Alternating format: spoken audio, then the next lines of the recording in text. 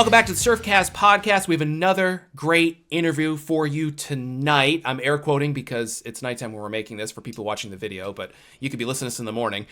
I don't usually do this. We don't usually do this, I should say, but I am actually going to do a little bit of an introduction for tonight's interview because the topic is kind of interesting and may seem a little bit out of left field.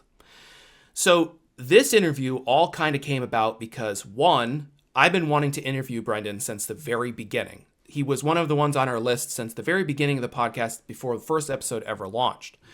And I've been waiting for the right topic to come along. Well, the other day on social media, I saw some comment, which I don't even want to tell you where or what, because I don't want you guys to go hunt it down. But I saw a comment from an angler who was making something so relatively straightforward, very complicated. And I was like, wow, I really appreciate that that person is trying to do their best to sort of break it down, but they're going way, way too far. And I was like, this is getting outrageous. And this person should probably be focusing more on how can they fish more versus spending so much time on this specific thing. Now, that got me thinking about my even bigger pet peeve. And this is one of my biggest pet peeves in the Surfcast community. When somebody, and let's be honest, they're usually someone who fishes just one way and one spot, but they say, surfcasting, it's simple. It's really straightforward. It really is just one thing. You just do this. And I find that those people are generally very one-dimensional. They're usually an intermediate angler, even though they think they're an expert. And they kind of only see things through one lens.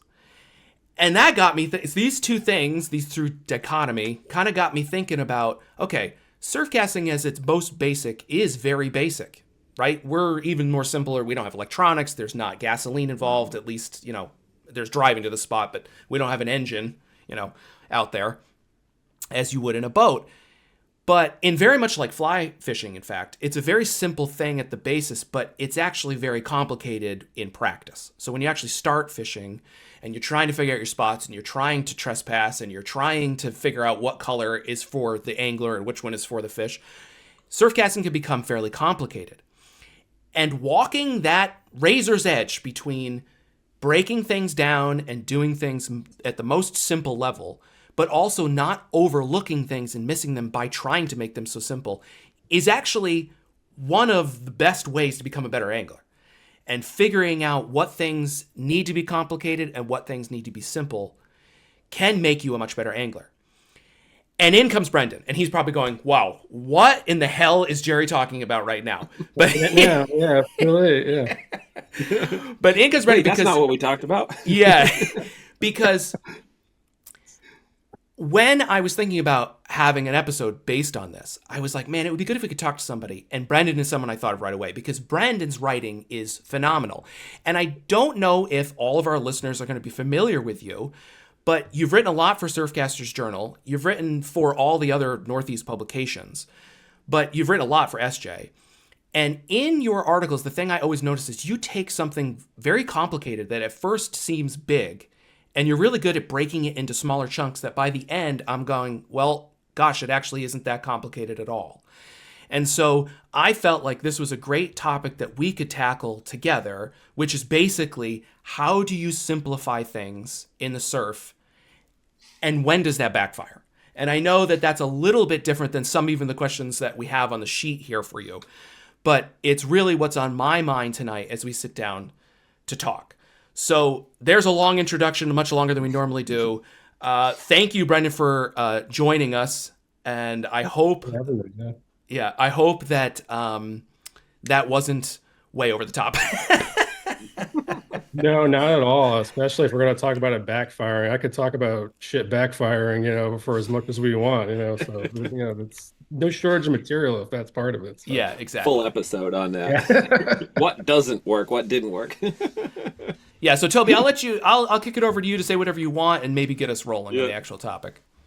Yeah, before we get into the topic itself, we'll hit upon the question we ask a lot of times to sort of get these rolling, just get the get us all talking. Jerry's all worked up already. Brendan and I got to catch up now, so let's jump in on a quick you know, as brief as you like, how was this past season for you?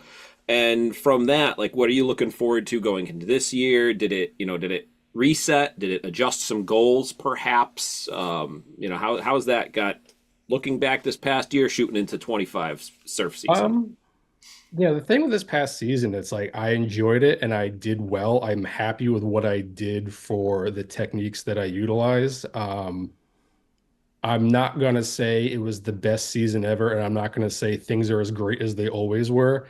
And I don't want to be like a victim or a proponent of shifting baselines right now, because if you compared it to past seasons, you're going to be very disappointed. And it's one of those things, it's like, you always kind of have like the two perspectives on what's going on right now. One is, as if you're conservation minded, you're going to be concerned. But as an angler, you got to roll with the punches a little bit.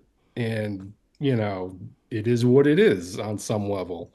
And the angler in me tried to make the best of it is what it is. And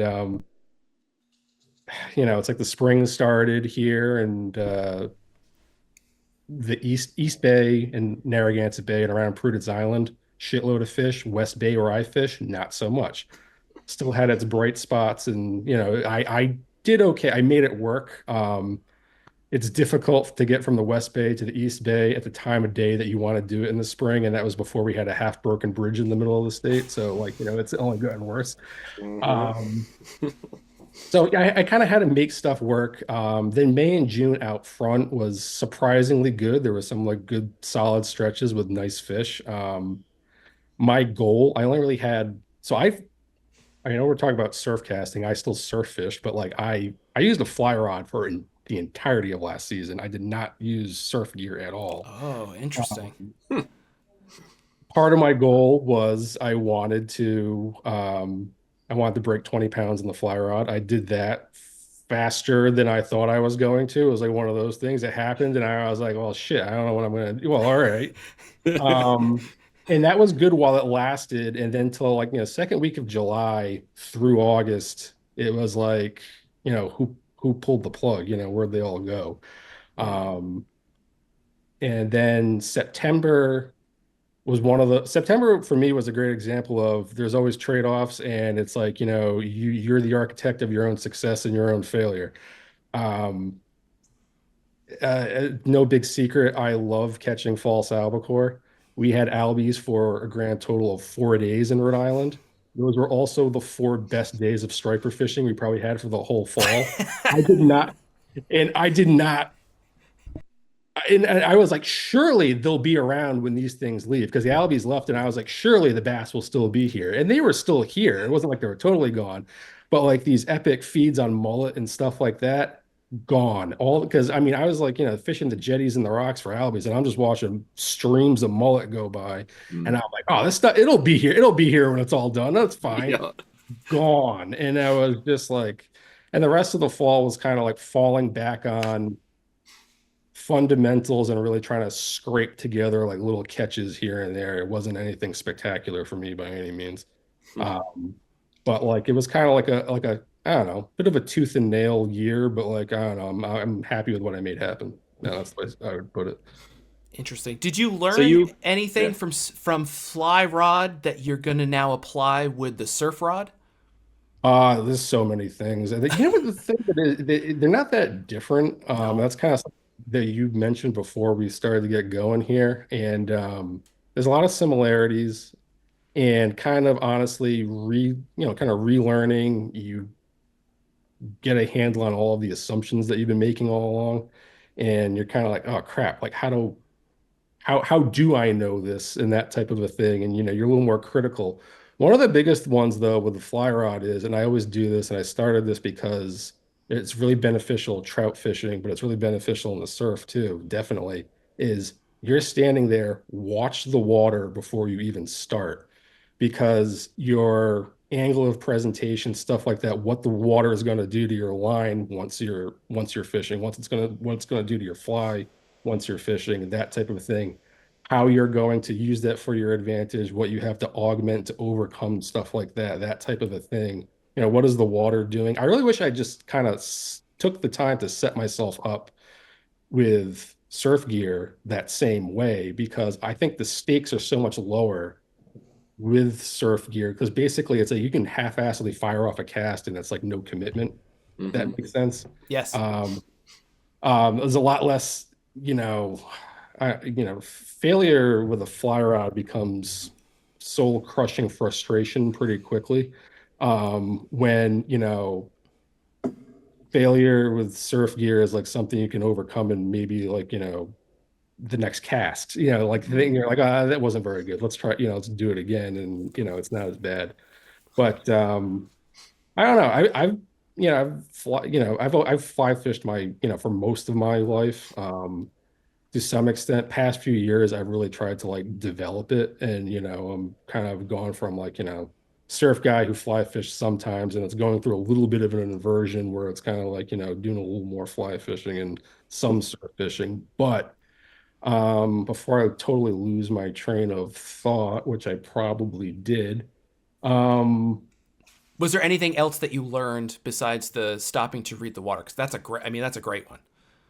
um, I remember where I was going with this. It's like honestly, I've definitely become more of like a stop and smell the roses type of fish hippie person. That's been a byproduct of it. And I don't mean that in a bad way, but it used to be like, like nose to the grindstone, basically trying to wring out the logbook to try to get every pound of fish and every last fish out of it. Like, what more can you do? Because it's like, I used to really try to quantify, my seasons rather than qualify my seasons. And that was something I kind of woke up to a few years ago where I'm like, I'm not really happy and I'm not really liking this anymore. Like, what can I change? Like, something's not right here. So it's all been an adventure like that. So, Well, that'd actually be a good segue into the primary topic here. I mean, how you took what you did last year and how you can apply that, to your regular surf fishing going forward, whether it's surf with your spinning gear, your standard gear, your fly. To a degree, I mean, as we were saying before, making the surf too complicated because there's so much to that. There's so many people that like Jerry's story of digging into the simple things, and what you saw this past year could play into that. I mean, what does it mean to you when anglers straight out make surf fishing too complicated for what it needs to be?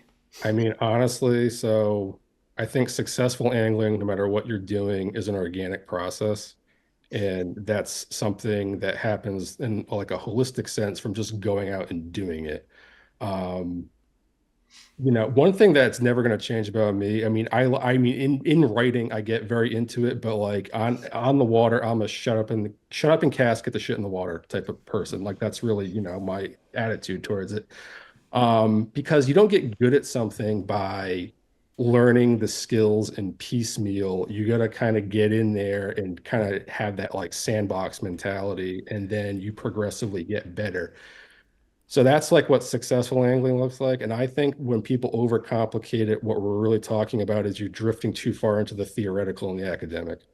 Mm. Uh, and which makes this kind of a difficult discussion to have because in going so far down this rabbit hole and talking about it so much, like, being very much, this is a very armchair philosophical kind of a thing. Yeah, I mean, there'll be specifics involved, but you're kind of like, well, is it simple or isn't it? And really, it is in some ways, and it isn't in others. And I think, it's about finding the distinction between, those two things. So, It also seems to a degree, like, what I'm getting from it is almost like it's almost okay in a way to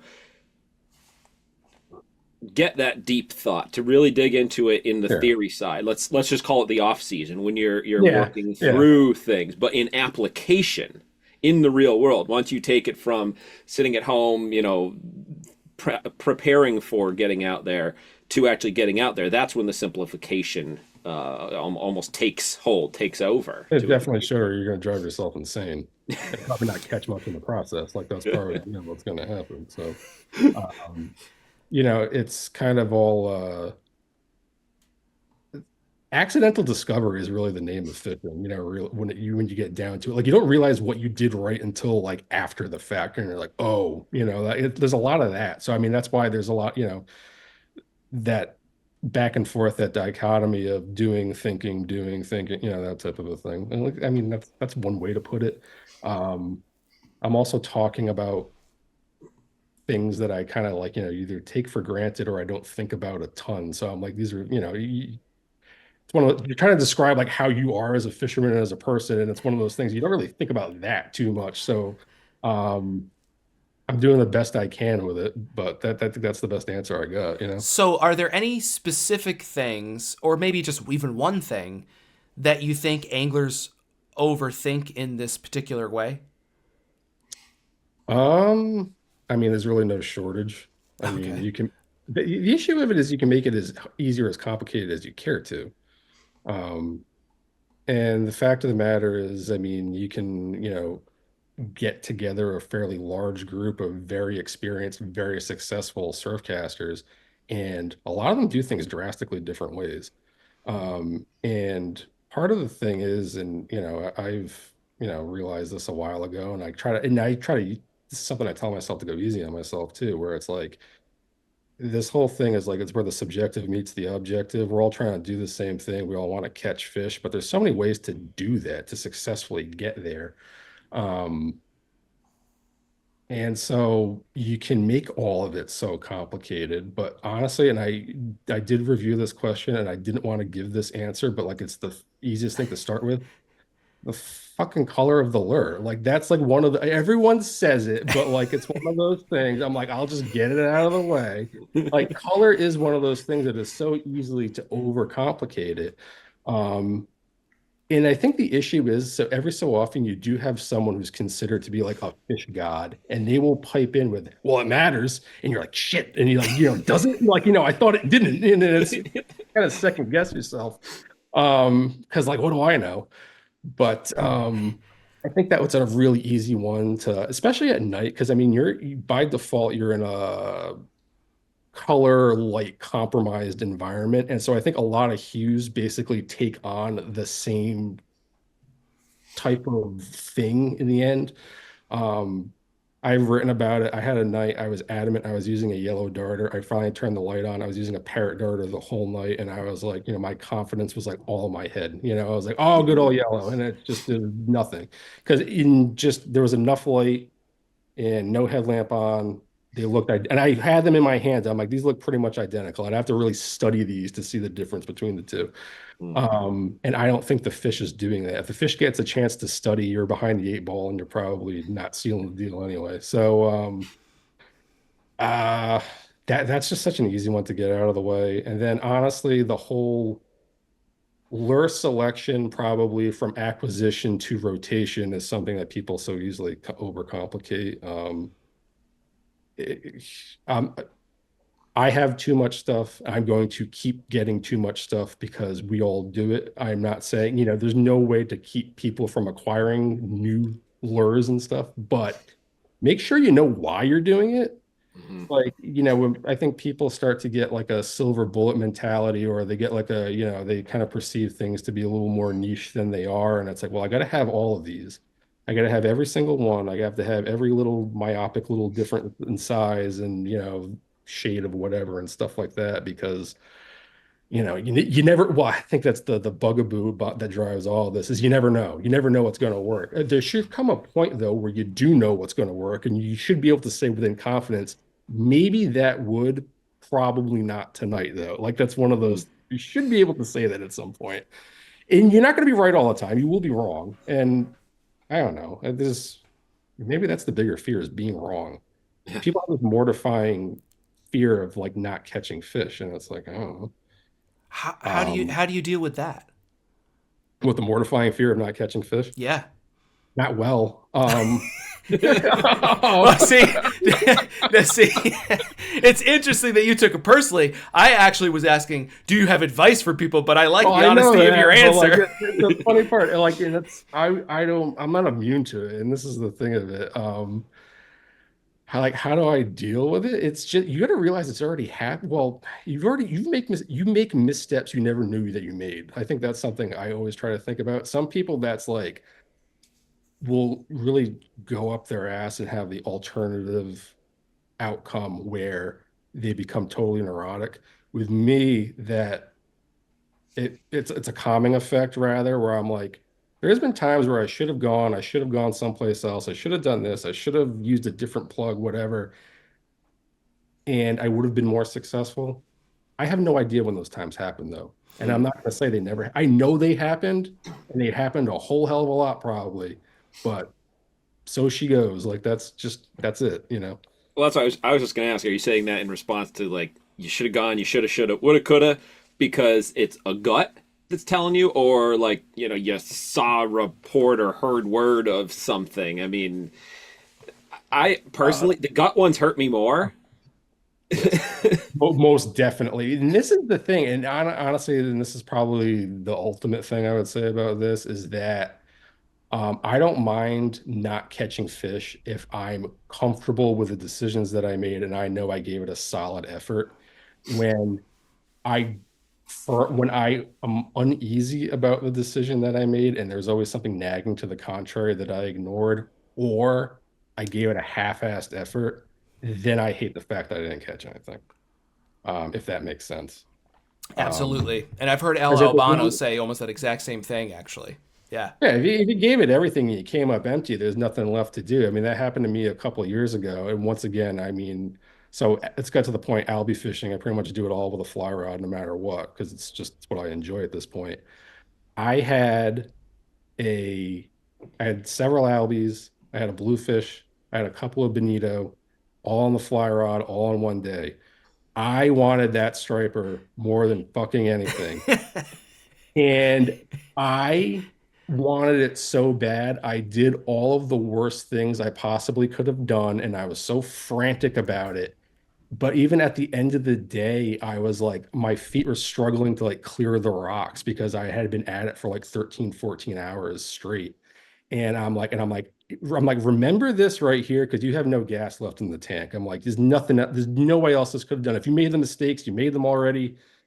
It is what it is now. And I still think about that day, but like it is what it You is. didn't get it done? You didn't get that Did it bass? get done? No. Honestly, it would have been better off if I was just like slept in the truck for a few hours, told my wife, sorry, honey, I'm going to be late, and like went out at a time that made sense instead of like, I got to go get one, Trying and to I force just, it. yeah. So, Yeah, interesting. Interesting. Is there is there something that you have gotten stuck on in the past and made too complicated, like something else specific? Like, you mentioned color, but is there something hmm. else that you're like, I really got stuck on this for a while and I wish I had been able to tell myself back then, don't get stuck on this? Is there something else like that? I'm going to be honest, like literally broadly, every single thing you can imagine because well, I'll start with that because it's like I am an overthinker and I am someone who is prone to anxiety. So that is a horrible combination to have in a fisherman and someone who is meant to be successful. And a lot of times, honestly, that still gets the better of me and I choke in clutch situations. Um, yeah, there's more on that, but like, well, that's not the real point I'm trying to make here. But I would say the biggest one is if you are lure specific, it's this notion that the silver bullet is out there. So that's kind of like, and you don't have any confidence in any one lure or any group of lures. You're always trying to like, oh, what if, oh, that sounds good. That's supposed to work. Oh, and so you start to acquire plugs and lures and stuff like that, and you have them all with you, and you're kind of pigeonhole them in instances where they probably shouldn't be used and that type of a thing. And or it's like you're really giving anything a fair shake. You're just kind of giving a bunch of half-assed neurotic efforts. Um, the thing of it is, and what the way that I put it now is you can't buy a lure that's better than your ability to use it. So, like you can't overcome that. Like, past 10 years up until recently, I have fished almost entirely at night and that type of a thing. So I use top water plugs very sparingly. The example that I use is like me in the dock. I can't get that fucking thing to do anything, but that's just me. It's like the plug doesn't suck. I suck. Like that's the problem. And that's one of those things. And it's like, God forbid we admit that our skills are lacking or the fish aren't in front of us. God for, once you kind of acknowledge that, things I think seem a little easier. Um, one of the in to go in, it's this is an utterance of the type of guy you were talking about who may oversimplify is, well, they're either here or they're not, and or they're either going to hit or they're not. It's not wrong a lot of the time. It's not all the time, but like it's not wrong all the, it's frequently a correct thing. They'll at least give you a hint that you'll get some half-assed pity bump or something like that, and then go from there. But it's um So you're saying, you collected a lot of plugs essentially, and then you have all of these options, and you're neurotically, pulling them out of the bag. I'm picturing this image of you like with a giant plug bag and like just throwing the plugs over your shoulder, like a Tasmanian devil. But how do you get over that? You got over it, I think. So how did you get yeah. over that? How did you take that step away and sort of focus down, or did you focus down, or are you just more methodical? Like what happened? I think this whole thing, I mean, if I don't know, I think I try to, I don't know if I don't want to say this. The issue with like my attitude towards simplicity, my relationship with it, it was never something I set out to do. It was something that I found. Um, I think eventually you start to realize that it's not that deep in a lot of ways. Like needlefish, like that was the whole, like that plug drove me insane and I knew they worked. And the same thing, then came darters. That was another one. I'm like, I knew they worked, but I couldn't quite get them to do anything for me. And a lot of it was, I'm like, just weren't fishing them long enough. You weren't fishing them well enough. And your spots and your timing sucked. That was the biggest part of it. It wasn't the lure, it was me. And then you do kind of develop the relationship with it where within reason you can be like, all right, if they're here, they're not interested in this, or I've cycled through enough of this core stable allures I got, they're probably not here, or I've exhausted my ability or the extent to which I'm willing to throw stuff at them, that type of a thing. That kind of answer it. Yeah. Yeah.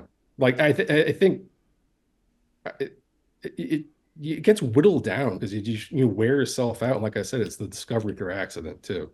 Like all of a sudden there will be those aha moments where like it clicks from just like you put the time into it. You know how it's supposed to feel out there at the end of your line. Like you know when you're getting out of it what you need to get out of it. And there's times when the plug is just like it's not meant for how it is out there right now, and it just kind of like things don't feel right. um like needlefish, my like dumb thing that I tell myself because this is how I describe like how like the sensation, like I want that plug to feel like it's like unzipping the water. Like that's kind of like it's real slow, a little bit of resistance, but like it's just kind of like moving through like a viscous film type of a thing. And if it's not doing that, either I need to make like a little bit of a switch. I'm retrieving too fast, too slow, too something. I need to change the angle to which I'm casting. I don't know, something like that. Um, but I know when it's gelling out there, if that makes sense. So at least I hope I do. I mean, maybe I don't. Okay. And if I don't know, I don't know. I'll never know that I don't know until I know that I don't know, and then things will be different. So We've got something really cool to share with you today. Hoagie Lures, a company that's been a favorite among Northeast anglers for years, is doing something completely new and unique. They're letting you, the listeners of the Surfcast podcast, help design their next surf fishing plug through the Franken Popper project. Yeah, so how it works is going to be really simple. They've set up a survey to find out how you actually use the popper in the surf. Hoagie wants to understand the structure you fish, your go-to rod and reel, your time of year of actually using poppers, and key design attributes of things you actually prefer, like body size, shape, weight, and even color. All right, so here's the deal. When you participate, you'll automatically be added to Hoagie's best kept secret, the Field Test Offer List, which grants you early access to test unreleased products. And as a thank you for helping build this legendary surf popper, participants will get a special $10 gift code good towards their next order on Hoagie's website, hoagielures.com. So to participate, you can head over to that Hoagie site, or you can visit ours, surfcastpodcast.com/hoagielures, or simply just check out the show notes because it's down there too. Just don't wait. Hoagie's only collecting responses for a very short time. And one more thing to know, Toby, that I know you'll like. This popper will be designed to be fished with just a single hook.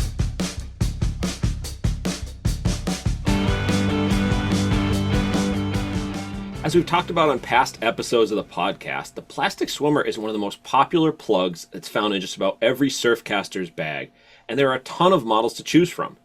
With its unique body shape and lip design producing a great darting and swimming action, the standout is the Swarter by Joe Bag's Tackle. That's right, Toby. This plug is fully through wired, and it's available in two sizes, the 6-inch 1-ounce model and the 7-inch 1.5-ounce model.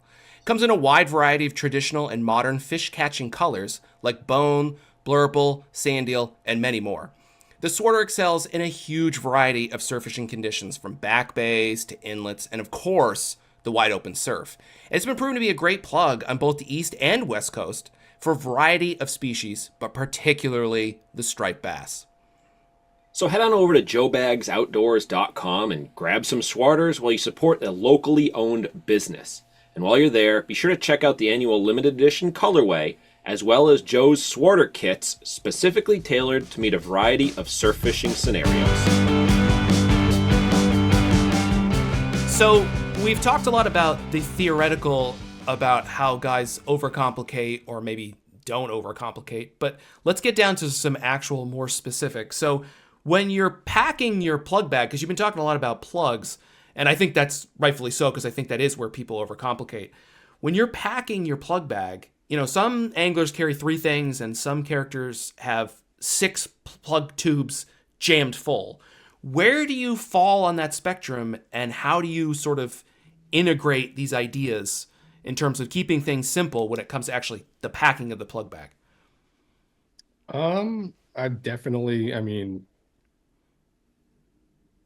The fact that I'm here talking about this kind of by default implies that I'm an advocate for keeping it pretty simple, and I do keep it. I fall on that end of the spectrum for sure. And I always think I should probably have a smaller bag than I do, because there's always, you try to, whatever you have for tubes, you're gonna overstuff those tubes. So I want even fewer than I have. I should have a 6-tube bag. I should probably go down to a 4-tube bag. So there's just that many fewer. But I think I'm in a good place as far as that goes. How I try to keep it simple is that everything that goes in there should have a job for the night, and those jobs should not compete with each other. You shouldn't have 2 lures kind of occupying the same niche. Because at that point, you have one on, you're going to be very tempted to put the other one on for a pretty dumb reason that exists only in your head. So if you don't give yourself that option, you can't pursue it. So when you say that, if you put a redfin in, let's say, for example, because of course you're from Rhode Island, so you must be using redfins, I'm assuming. I do, yeah. So you put a redfin in. Does that mean that's your plastic lipped swimmer, or do you mean for that size? Okay, so you might Okay. Well, basically, I think that one's a really textbook example. I fished, the Magnum bomber, the 7-inch bomber for years, and I brought both of them with me. And do they do things a little bit differently? Sure. Which one do I like more for where I fish and how I fish? The redfin. So I'm like, let's just knock one of these out of here, because it just takes up space. And if I have one on, I'm thinking, it's I can change the other one. It digs a little bit, those the little voices start going, and I can't say it ever made a difference. It was just something to kind of concern myself with. So that knocked one out of the running, and I just bring the redfin, and that's probably something to my own detriment, no doubt. But as I said earlier, it's about trade-offs. Well, so that was the next thing I was going to ask you is, knowing that about you and hearing you talk about this, what happens if you have 3 tubes, 4 tubes, 6 tubes, and you get to tube 2, and you've got a darter, a needle, a swimmer, and a soft plastic? How do you then add from there if you've got the space? What comes next? Do you add more darters? Do you add more needles? Is it about the wind? Like, how do you handle that? So, and once again, this is how my brain works, and this is the subjective, and it's like, it's like a catch fish. I've done okay for myself, so it's like, what I've done has worked, but other things work too. But this is what's worked for me. Needles, I usually carry that. If you want to talk about which one of those has the greatest variety, it's going to be those, because how they're weighted, what their profile is, what they're made out of, how they sink, those are all small things that distinguish each of those plugs from each other, though. And they all do different things and fill different roles in different water. So like I think of it as akin to like bucktails, where it's like the density of the hair, how much lead, what weight, that type of thing, that separates those individual jigs out quite significantly from each other. Same thing with needlefish. So I have quite a variety of needlefish with me. So Darter. Well, go ahead. let me jump in there. So go ahead. Someone who's trying to keep it simple, are you suggesting, or would you suggest that someone trying to keep it simple would be to fish more needlefish? Or is that sort of making it more complicated by carrying more needlefish? I'm interested on your perspective on this. And I swear this isn't a trap. It almost sounds like I'm trying to trick you. No, I'm not. I mean, and it gets to one of those things. I mean, either one of those options is simple or complicated, depending on how you care to look at it. To me, I would say, I'm probably making things more complicated for myself, truth be told. I'm going to be real honest. But it's the winter, so you can overcomplicate in the winter. We're not building plug bags. And honestly, and there's been things I've been thinking about, because I've been looking over the questions the past couple of days, and I'm like, I do some things for really dumb reasons still, and I never really thought about it. And I'm like, I probably should stop doing those. But and the other thing is, once again, the subjective aspect of it. I like those plugs. I like fishing those plugs. So that's why it's one I kind of invest in. But I do think, and I've fished with people that hate them and they don't, they're like, it's like kind of like the plug that they have. And I tell them that, I'm like, why I carry so many. And they're like, are you kidding me? I'm like, no, like that's how I think about it. And I do think those plugs, those nuances, they all do kind of something a little bit different. So let me I'm assuming something actually, and I'm realizing my own bias and my own trying to make it too simple. Do you consider the needlefish to be a simple or a nuanced complex plug? Like where does it fall? It's both, because you have to kind of push through that, like, there is no spoon moment in using it. Like from the Matrix, it's like, that kind of thing. It seems harder than it is. I don't know. It's one of those plugs that you could say it's just a stick with hooks. And yes, physically speaking, that's what it is. More often than not, that's not what it's doing out there. You know what I mean? It's, the way that, and the way that I use them too, it's like, I'm not, the plug's not out there like throwing a V-wake on the surface, like, like a little mini black lab swimming along. Like, it's not doing that. Like, and if you kind of watch them in the water and the way that, the current kind of pushes on them, and, these little actions that it produces from, doing nothing, quote unquote, it's doing quite a bit, and they do look alive. So, I mean, it's a simple lure that I think that produces a complicated result, and that's why they're effective, at least part of why they're effective. Which may be kind of like a real needlessly heady thing to say, but like, I don't know. No, it's very interesting, because I think it's seen as such a simple plug that you throw it out and you reel it straight back. Go slow and then go slower, and you're going the right speed, right? Do you buy into that with a needlefish? Actually, do you buy into that with a needlefish? Oh God, I hate that expression. I really, really hate that one. I could the other end of the spectrum is you cannot reel an albie. Those are my two favorite. I think hyperbolics. They kind of like people make them to make a point, and what the problem is though, when you take them too literally, you blow past the point entirely. Um, and that was a problem I had because I started surf fishing as a pretty young kid. I've been, catching striped bass from shore since I was like 7 years old, give or take. So like my real like rubber meets the road moment was when I was a teenager, and that plug drove me nuts because so many people are like, well, you can't reel them too slow.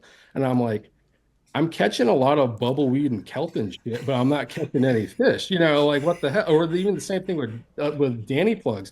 I'm reeling it nice and slow. I'm not even engaging the lip. It's just like this, and I'm like, I'm going slow. Nothing's happening.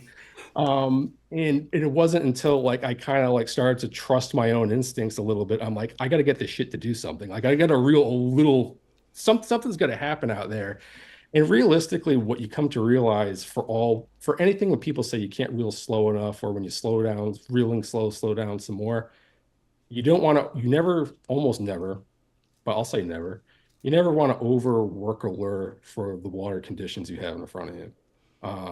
If the water's really pulling and it's really doing stuff out there, you don't want to be cranking like a madman because then stuff is just skimming around willy-nilly, not really doing anything convincingly. You want it to be kind of tracking along, producing a convincing illusion of life out there. And that's going to be something that you got to kind of develop a feel for it. So, and that's not something that expression or oversimplifying it or like, you're dumbing it down at that point is when you say stuff like that. So there's a difference. There's something kind of like struck me as you were going through this. We're talking about simplifying the plug bag. And I actually, it almost struck me to rethink something that I thought. And I think, in a way, it's not as, the short answer isn't just carrying fewer plugs. Because, for instance, you're saying you might have to carry multiple needlefish, whereas, you'd think simplifying the plug bag, just carry 3, just no more than 3, but that's not going to really fill the needs that you have. So it's almost like you have to unsimplify it at one point in order to dial back around to simplifying it in the end. Yeah, and then kind of related to that is the best way to know what's enough is to go through having too much. Yeah, you kind of that's kind of the best way to get there. Yeah, come around full circle from it. So I'm guessing was there a time that you were like overpacking too much? Did it like hit you? How did it come about? Or was it just sort of a time thing that you got to that point of, I was carrying too much, doing too much in that, and just the packing your plug bag for the night? I mean, when you got a 6'2" bag that looks 18 months pregnant because you got so much crap outside the tubes, I mean, like that's a problem. The other thing, especially once you start fishing in a wetsuit, you get real tired of the barrel monkeys effect coming out of the bag. When you go to grab one and like the rest of them come with it, that's kind of you. At that point, honestly, that's a real close to home example of when excess is counterproductive and you start to really think about that. You're like, what am I doing here? Like, is this really the best way to go about this? And as you're like picking through stuff and no, it's just. You use a 6'2" bag. I can't let this go. I was going to let it go and I can't. So you use a 6'2" bag on the regular? It's a straight. I don't know how many tubes there are. I haven't counted my tubes in a while, but like whatever the single row gear up bag is. Oh, that's 3. No. Well, if it's the bigger one, it's probably the 4. Oh, there's the 4. Yeah. Is it? Yeah. It's not a lot of, But even 4, I mean, I could just envision Jerry's bag, a 4-tube pack, because I've seen your 2 tubes. Yeah, that would be a lot. That's interesting. Yeah. I find that interesting. I think that you're at a lower percentage by using one of those big tube bags, which probably makes you more prepared for what you find on the water. Yes or no? A little bit. And then honestly, as I'm thinking about this, the other thing with needlefish is like when you have that to go back to needles, it really makes it easy to cheat because you can fit more of them in a tube. So it's like You kind of can say like, oh yeah, I'm keeping things simple. I only have this bag, and it's like, yeah, I'm kind of gaming the system at the same time. Um, but I feel like I'm prepared for the type of fishing that I do, and I think that's the other thing people need to keep in mind. It's like, what are you doing? You can listen to everybody else about what they're doing. Like, what are you doing in your spots? Because it's not all created equal. Yeah. What do you? Are there plugs besides the needlefish? Obviously, you're carrying a lot of other things. Are there a plug type, or maybe even just one specific plug that you find is complicated and needs to be treated in a different manner? So you're like, well, some of these things are a little bit more straightforward, but this plug's a little more complicated. But it's important that I have it. Is there something like that in your bag? Um, I mean, I think the needle kind of fits that category. I mean, because like I No said, kidding. what it is simple. What it does is not. How to use it, both column A and column B both apply. Um, Darters are another one. I thought that was a kind of a plug that everyone had kind of made their peace with, and then you start to talk to people, or where you see like people talk about, yeah, not every, some people just don't flat out don't use them, or they're uncomfortable with them, or um, they pigeonhole them too much. Especially like the Super Strike darter. It's a pretty versatile lure. It's more versatile lure than people think it is. Yes. Amen. Um, and it can do a lot. It can do more than what most people give it credit for too. And that's kind of like where you can start to embellish the retrieve a little bit, and you can get that plug to do different things, and it kind of fits more categories in what the common literature or oversimplification might have you believe. So, if someone wanted to get started with a needlefish or a darter, and maybe it's not fair to put them in the same category, but I'm going to right now anyways. Yeah. If someone want to do that, can you give them a couple of simple starting points for retrieve? Like if they just want to get started, that's going to work the majority of the time? I mean, honestly, it's this I hate to say it because everyone says the slow, steady retrieve, the alliterative slow, steady retrieve. Um, Great place to start. I mean, to get a sense as to what it actually does out there, because it's like you want because needlefish quote unquote don't do anything, but there's some resistance present when it's doing what it needs to do. If you are just more or less retrieving on a straight retrieve. Um, I never really personally use a full-blown straight retrieve most of the time. It's going to be broken up with something, because even that dumb little wrist flick every so often, something as simple as that can make a huge difference. I mean, I've had slow nights, and then that is the moment where this monster thing jumps on there and shit breaks loose. It's just that stupid wrist flick. So breaking it up does do things. I mean, but that basic retrieve of like slow, steady, feel it kind of doing something out there, break it up a little bit. It's a great place to start. Not always where you end up, but it's a great place to start. So, as we're getting more towards the end here, I want to make sure we have time to cover something that wasn't on the list of questions, and maybe is even a little bit of a surprise for Toby here. But one of the things that you've talked about on my seminar series, and you sort of stuck into a compilation article that I did for Surfcasters, was that a one-off weird lure that you have in your bag that you fall back on if things aren't going well was actually a ribbon-tail bassworm, and that you fish a ribbon-tail bassworm in the surf. And I feel like that's a nice transition out of this topic, because that is something that complicates your bag a little bit, but you have said you've come to depend on when nights are really slow. So can you talk to us a little bit about where you heard of it, how you started using it, if someone wanted to use it, what they should be looking for, etc.? Because I think it's cool. Yeah, what it is, exactly. So, I mean, basically, like what it is like your stereotypical largemouth bass worm that you'd use on like a Texas rig or a Carolina rig or something like that. And any of those would probably work. The ones that I like, it's from a brand called Culprit. They make really basic, durable bass worms. Specifically, they make them in all black, and they make one called the Fat Max, I believe is the name of it. It's 9 inches long. It's a little sturdier than a lot of the other ones. Um, I think this is my dumb theory. It displaces a little bit more water, causes a little more commotion. I've fished their original and 12-inch, and I think the fatter 9-inch one works better in my limited experience because it's kind of like my what the hell lure. And then I've caught some nice fish on it. I have not used it to its full potential. And that kind of gets me into where I heard it from. Uh, Tim Coleman wrote an article a long time ago about it was kind of like oddball soft plastics for like Northeast fishing.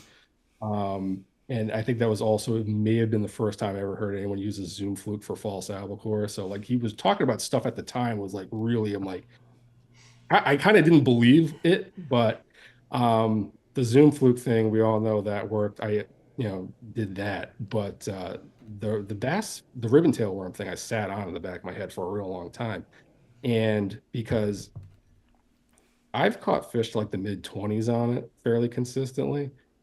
He caught fish in the mid 40s on it. Like he caught like big fish with the thing, and so like I know I haven't used it to its full potential. Like, and it is a I don't know if they still do it at the fishing shows. Used to call it the worm bar. Like literally, it's like Hmm. like all these like no name soft plastic worms. That was the kind of stuff he was really talking about. Like really crappy like stuff you just thread it on a jig head, throw it out there, and there you go. And catching big fish with them too. So And that's how you're fishing it is on a jig head. on a jig head, yeah, I definitely prefer like a half ounce because that kind of hits the sweet spot just right.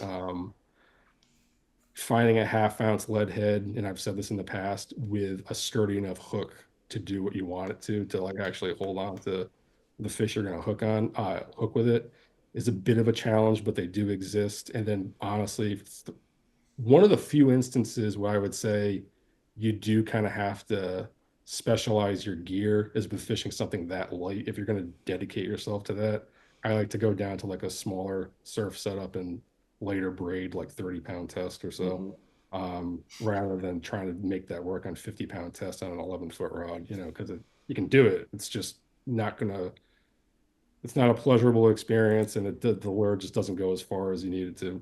Are you Well, casting it out and just retrieving it back? More or less, yeah. And that one is basically as slow as possible, just as slow as I can without it hanging up consistently. Like if I'm really dredging the bottom or I'm snagging constantly, a touch faster. But if I can get that thing to go as slow as possible, but still engage the curly tail, that's the best. That's where it's at. So I ran into, it's funny you mentioned with Tim Coleman. The one time I actually bumped into him in the surf was at we'll call it a prominent Rhode Island lighthouse. yep. And he was fishing one of those jigs with the rubber worm. He had because I talked to him, a 7 foot, it was a St. Croix Bendower surf Yeah. rod going back years, and a 5,000 Shimano Stella with like 20-pound braid. And that was his setup for fishing Mhm. that rig in the surf. Because at first I saw some dude with a little rod, like, what the heck is this? And then as he got closer, I immediately recognized the silhouette, and I was like, holy crap, Tim's here. Yeah. Yeah, like, don't be an idiot. And I, briefly spoke to him and touched base and then let him go on his way. But yeah, that was what and I saw it in writing too. It was using a downsized but appropriate setup for Mhm. fishing that type of a lure effectively. Yeah. No, and I think honestly that's been you want to talk about simplicity. Guys like him and people that he get reports from for the Rhode Island section of the fishermen back in the day. Those guys, well, they were older guys, and what I noticed, and it's still older guys to this day, they focus on what they can take away from, like what can you whittle down, and they do so much with so little. And even back in the day, in their heyday when the fishing was better, they didn't overcomplicate shit. They knew, the variables that they kind of had to, to show up for, they had to give its due diligence, but they didn't go any further than that. They kept it as simple as they could. Yeah, Hmm. that's right. On the bassworm, as we wrap it up, is it something that you're throwing most nights? Is it something that comes out on a certain set of conditions? Honestly, my favorite time to fish it is probably during the month of July when stuff starts to get weird, if you know what I mean. Um, and kind of situations. I mean, deeper water, deeper water later at night, fish are probably grubbing the bottom a little bit more, as they start to get into that time of year. There's not as much, all the fat, juicy bait, the sexy stuff is, long gone at that point. So, bucktails and stuff on lead heads, really starts to shine, at least where I fish, because, they're eating little bullshit calico crabs and stuff like that, so anything that's edible. yeah. Yeah, that's right. That's right. Well, that's really interesting. When I first heard that, I thought it was really cool. And that was a few years ago. And then when you came on the seminar series last year, I said, that's my goal for 2024 is I'm going to fish the bassworm. And I got like 5 different ones. And Toby and I talked about it to death. We had all of these. The one I found at the Classic, right? I was the one. What was that one again, Toby? Remind me, because he hasn't heard this either then. Yeah, what was the company? It's the Culprit. So I was at the Bassmaster Classic this spring down in, I forget, down south somewhere. Anyway, and I sent Jerry a picture. It's like a 12 or 14-inch rubber worm that Culprit makes. And I gave him a pack. We had plans. We talked about that thing a bunch, that, we're going to fish this and I'm going to do this. I rigged one. It's literally like still sitting here behind me. I think you took it and threw it, right, Jerry? I took it. Yes, I went out with these monster bass worms, which is not what he does at all. So like I'm instantly not even doing what he suggested to do. I'm going to take this massive thing that's now basically an eel. It's got this giant ribbon tail on it, Brendan. I mean, I'm talking, it's, it's maybe 1.5 inches wide. I mean, we're talking this huge ribbon tail. It's wild. Huge. I take it out with my rod. I take one cast. It goes straight up in the air, comes off the hook, and just goes flying and just flops in the water because it's so big and it doesn't hold together at all. I'm trying to blast it out there on a 10-foot rod. And then also the first few times I tried to fish it in places with like strong current, and that wasn't what I should be doing either. And then I put it away and I didn't use it the rest of the season. And so for 2025, it is one of my goals. It's on my little sheet of my little vision board of things that I'm going to do for the upcoming season is fish that damn bassworm, and it's all your fault. So I'm definitely going to add it to my repertoire. So thank you for the idea. So Toby, what do you think?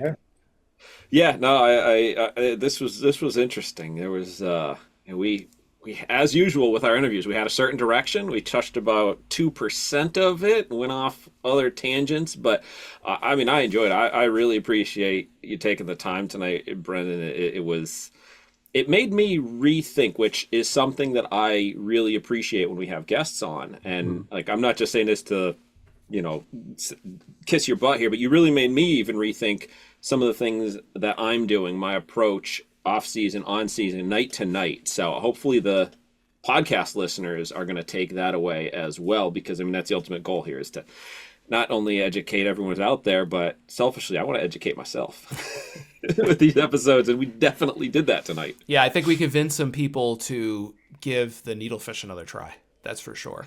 So thank you so much, man, for coming on. We really appreciate it. And it won't be the last time. Okay. Works for me. Yeah, thanks. So good luck in your coming season. You too. Thank you. This has been a weekly edition of the Surfcast Podcast.